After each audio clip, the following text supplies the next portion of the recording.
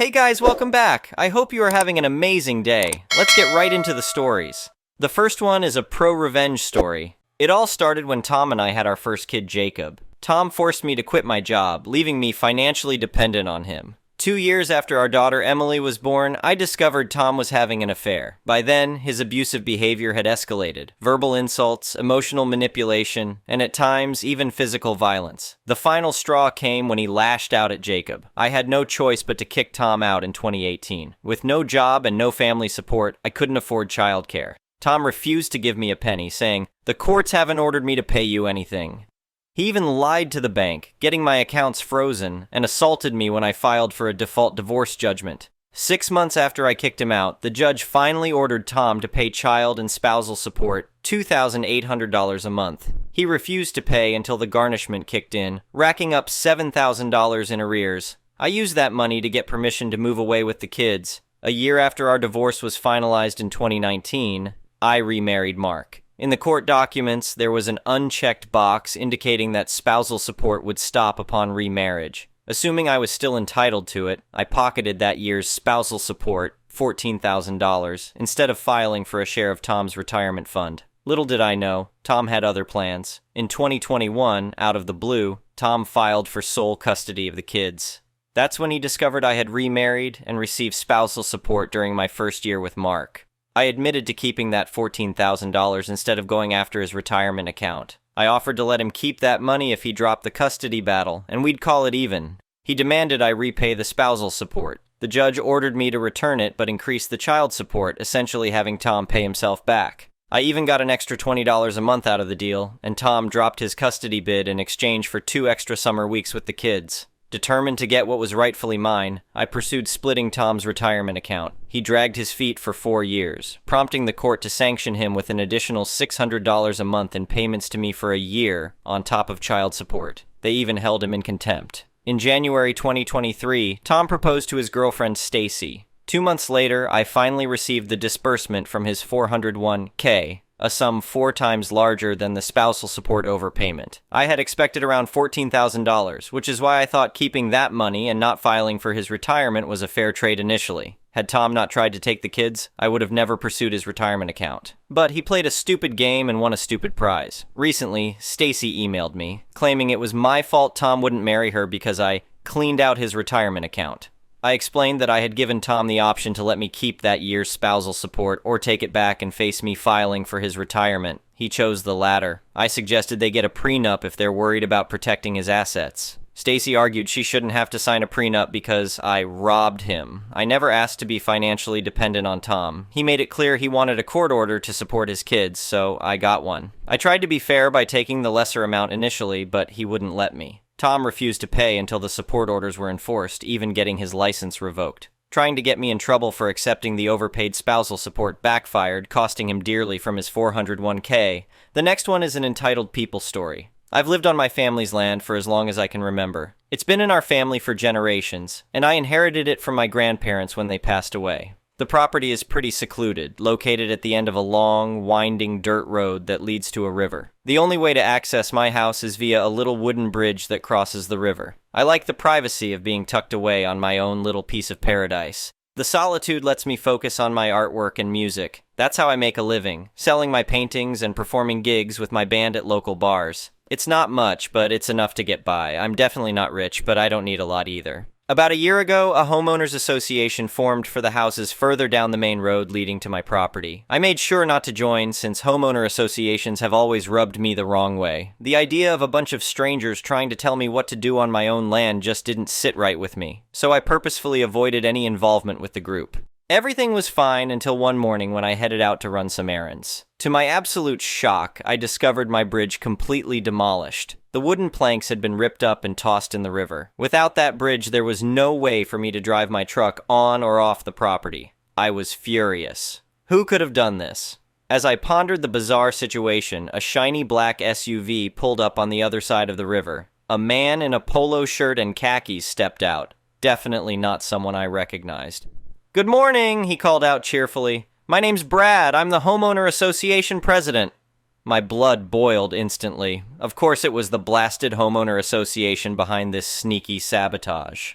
"What the hell did you do to my bridge?" I shouted. Brad didn't even flinch. "Yes, unfortunately, we had to demolish this hazardous, unpermitted structure. It was an eyesore that posed a danger to the community. I wanted to leap across the river and strangle him right then and there." "You had no right to touch my property," I yelled. "I'm not an homeowner association member." "You should have joined when you had the chance," Brad said calmly. "Your lack of cooperation left us no choice but to take matters into our own hands. The bridge was simply unacceptable."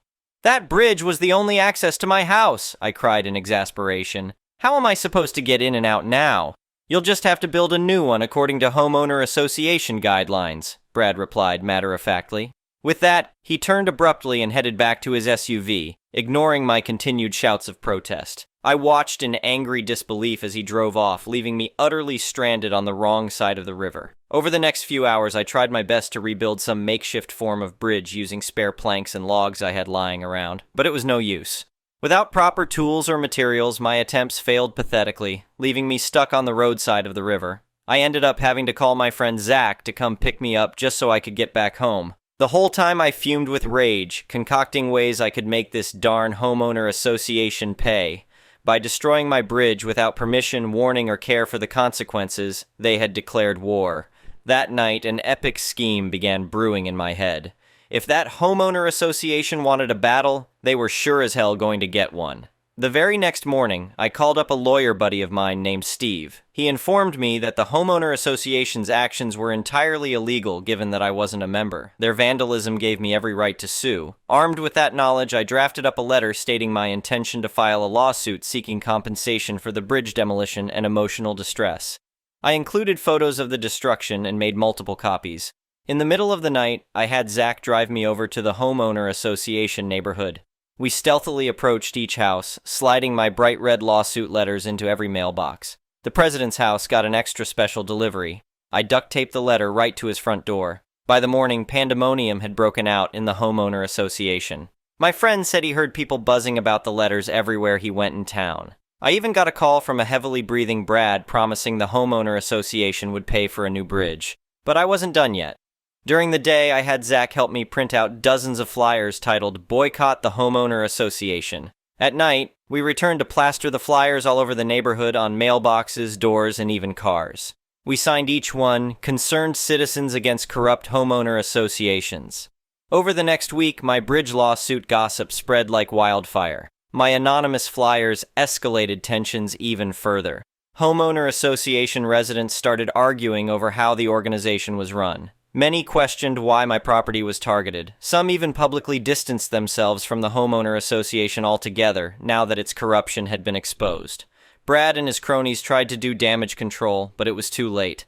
I had set the wheels in motion, and my revenge plot was working beautifully. The cherry on top came when Steve notified me that 3 more homeowner association residents were contacting him to start their own lawsuits over other issues and demand re-elections for the board. Within a month, the homeowner association completely crumbled. Brad and his shady team resigned, and a brand new set of members were voted in. Their first act was to formally apologize and provide full funding to rebuild my bridge, this time even better than before. As I gazed at that new, sturdy bridge, I knew I had accomplished my goal. That pesky homeowner association was no longer a problem, and I had my access home secured once again. My unconventional revenge plot might have ruffled some feathers, but sometimes you have to fight fire with fire.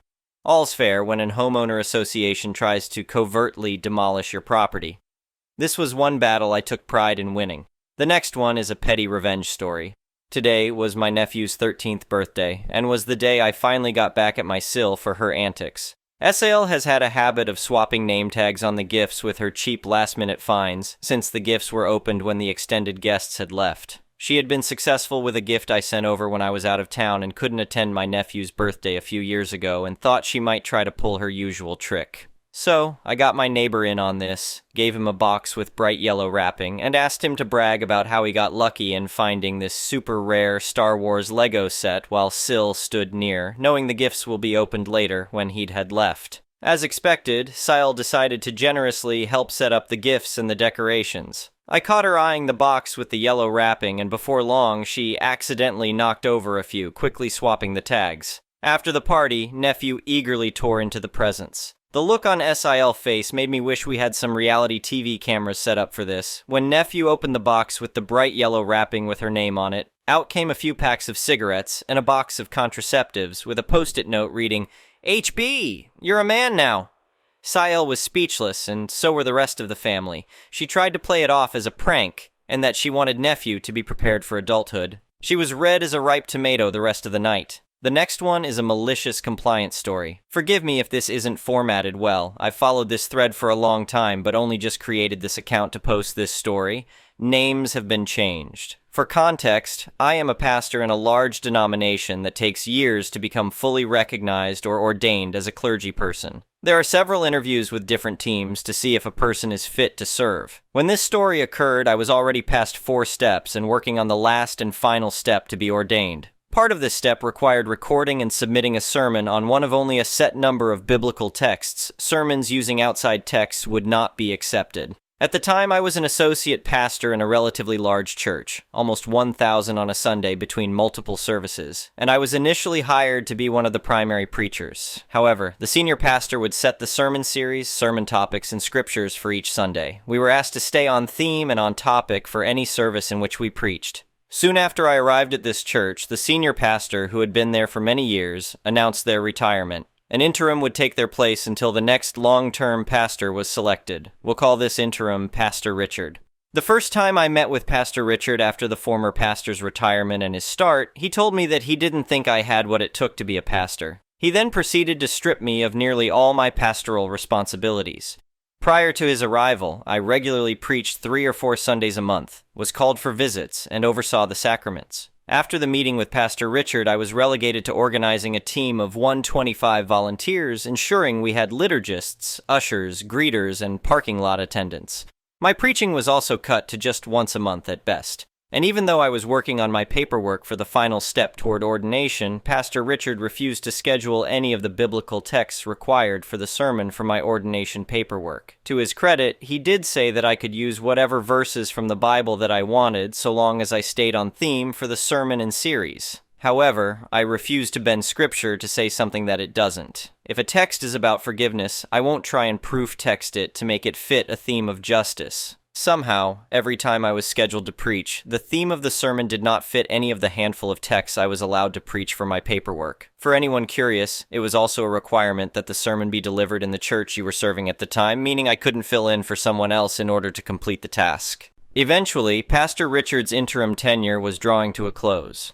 There was one Sunday between his departure and the next senior pastor's arrival. That Sunday was not part of a sermon series and did not have a selected theme. It was Preacher's Choice. This would have been perfect because I could get at least one sermon recorded for my paperwork to submit. Usually you'd want to record all of the text so that you could choose the best one of the group. However, I was not scheduled as one of the preachers for any of the services. The 2 scheduled preachers for Sunday were Greg and Sarah. Greg was not a pastor and was not on track to become a pastor. So I went to Pastor Richard and asked if I could take Greg's place so that I could record at least one sermon for submission for ordination. Richard told me that I could not switch with Greg and he would not allow me to take his place. I agreed that I would not take Greg's place and left his office, but shortly after I left Richard's office, I went over and met with Sarah. I knew she wanted that particular weekend off, so I offered to switch preaching assignments. I would take the weekend I wanted, and she would switch for a weekend a month down the line. Sarah immediately agreed, and I went to the person who sent out our weekly email and had the information switched. I did not ask permission, and I did not tell Richard what I had done.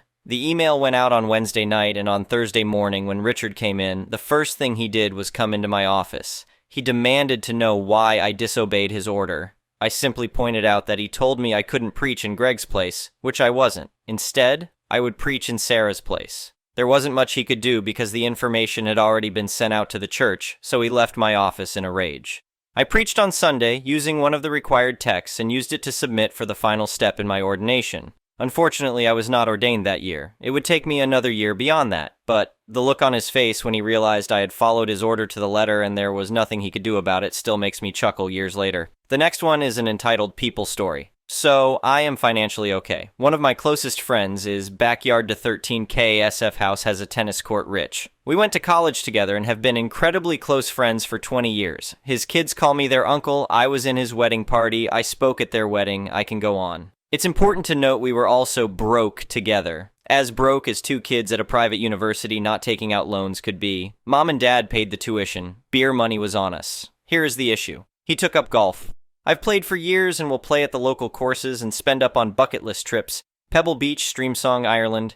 He joined a nice country club. Whenever I text him to play golf, he always says, meet at my club. After 5 or 6 times, I told him that between guest fees, $200, and caddies, $120, it's a little pricey, and to let me find a nice course to play that doesn't hit me so hard. We try to play 2x a week, so you can see how that adds up. For reference, I would end up at a course that's about $70. His issue is he can't always make a tee time. His club is first come, first serve, which works given his profession. He just can't always make it to tee times. So it's basically his club or bust. He also laughed at me and said, don't be weird. I always offered. He just picks up the tab. Every time. Never complains. I gave up offering to pay because it felt like Groundhog Day. He asks me for little favors, I think to make me feel good, like, hey, on your way to the house, can you pick up takeout or grab the kids from practice, etc. Now though, whenever I text him to play golf, it's become a given. His club, his treat. I found out from his wife he was going club shopping, so I got him a gift card for a putter. A Scotty Cameron is $500, so it did cost me a real number by my standards. The math isn't even close to fair. I feel like I am inviting myself to his club, his treat, when all I want is to kick it with my buddy. I would play the $12 Muni with him. Is this sense of entitlement in my head? How do I make sure he never ever gets that impression? If y'all were him, would you wonder why I stopped offering to pay? It's literally because this has gotten us nowhere, and having the same convo over and over is annoying. I am a neurotic mess in general. Is this something to add to it? Update, I went to his house to hang out yesterday, and after a few hours I was leaving to go home and he mentioned playing golf, so I said, hey, can we talk about that? I opened with something like, dude, I would play the dog track with you. Any chance we can go somewhere else? He asked why, and I said something like, you keep spending $500 to hang out with me and it eats at me. The mood shifted to serious and we chatted, a long trip down memory lane. A lot of remember when. He hit on a couple of things that were touched on here. 1, relationship with his kids. After golf, we almost always do something with the kids. If we play 45 minutes from his house and not 10 minutes, we can't do that anymore. 2, a long history that didn't keep score. 3, the general, it's our money, we'll spend it how we want. Attitude he and his wife have earned. He also understood that this isn't like before, where who pays doesn't matter, because it would always work out. The income disparity here is pretty permanent, and the rest of our lives can't be this way. He said he gets it, but he won't budge on the golf because convenience for him is the only way he can even play. Again, that he can't ever commit to a precise time to show up is a fact, not an excuse, and everyone in his life just accepts it. He said he'll let me win the credit card fight a little more in general when it's just us, but still wants to pay even if I won't let him. But if we're double dating, split every time. He said that made sense to him. We agreed the kids didn't need to see Daddy paying for their uncle all the time, so we agreed no more dessert in the restaurant. We'll always go somewhere else, and I'll always pay for everyone's dessert. Long and short is an open, honest, long conversation got to the root of it. He is going to be more sensitive to perception around outsiders, but the just us stuff is going to be something I have to accept. He also made sure I understood that never once that I've invited myself over his house or out for dinner or to play golf that he thought I was doing so for a freebie. He pointed out a couple of people who certainly do, and made clear it's not the same, and he would call me on it in a second. That was comforting. Thanks for encouraging me to have this conversation and to help me get to the root cause and get down to broader topics with him. The next one is an entitled parent's story. I got roped into a trip to the aquarium last weekend. The parent-child ratio was 1 before they invited me, and when you're in crowds, it's helpful to have extra hands and eyeballs. I don't like being in crowded places, but I feel like just consistently avoiding them doesn't do anything to ease the anxiety, and they needed the help. Plus, there would be free dinner at the end. And I am a sucker for a free dinner. Seeing as I wasn't actually anyone's parent, and the thought of losing track of someone else's child in the crowds at the aquarium was anxiety-inducing enough to make me breathe funny, I was left in charge of the stroller and everyone's coats. This eased my anxiety. Strollers are only self-propelled when going downhill, and they do not have minds of their own, mostly. I swear it was the stroller that made it bump into my friend's ankles. Was not me. 100% not operator error. My head was still on a swivel because I feel like there's never enough eyes out when you're dealing with toddlers in crowded places, and I witnessed stupidity the likes of which I hope I never see again in person. A toddler child of indeterminate gender was very upset that the wall around the open-air penguin enclosure was too tall to see over. The designers of the aquarium, having functional brains, put clear panels up every so often so the vertically challenged can still see the penguins. Kid starts kicking up a fuss, and the kid's parents move over to where there's a clear plastic panel for the kid to look through. "I can't see, it's all smudgy," says the child. So one of the child's parents scoops up the screamer in question and puts them standing on top of the not transparent and thick wall, keeping people out of the penguin enclosure. Mind you, this is an open-air exhibit, but the tank itself is larger than what people can see. It's sunk into the floor and covers a pretty large area. There's maybe a 2-meter drop from the top of the wall down to where the penguins are. The stupidity I witnessed? The parent who had scooped the child up plopped the child down on their feet on the wall and then turned to talk to who was presumably the other parent without having a hand on the child. 3 guesses what happened within seconds of turning to talk? I was already watching because the sounds of righteous indignation at having to view feathery, flightless fjordlands through smudgy plexiglass. And I saw the child being placed on the 18 centimeters thick wall. I saw the hands drop and the head turn. I saw the kid lean closer to get a better look at the penguins. I saw the balance starting to go, the arms flare out and the wobble. And then I saw the wobble become a fall in the direction of the penguins. There was a scream and then a loud splash and then silence in that area of the aquarium while everyone rubbernecked to see what had just happened. Happily enough, the child landed in a deep part of the pool and was able to float well enough on their own to start, understandably, shrieking in terror. I cannot imagine how it would have gone if they'd landed on the large rocks in the enclosure. I also heard the one parent go, "Oh crap," in the sudden, stunned silence. I'm guessing this isn't the first time this has happened, as the aquarium staff's response was swift and practiced, but not a hint of panic. Someone in a wetsuit appeared within seconds and scooped the child up. From what I could see, the kid was fine, just very shaken up from the experience. The parents, faces beet red, sprinted off I know not where, not making a sound. Some people, man. Thank you for watching. I would really appreciate it if you could like the video and subscribe to our channel if you haven't already. We'll see you again tomorrow.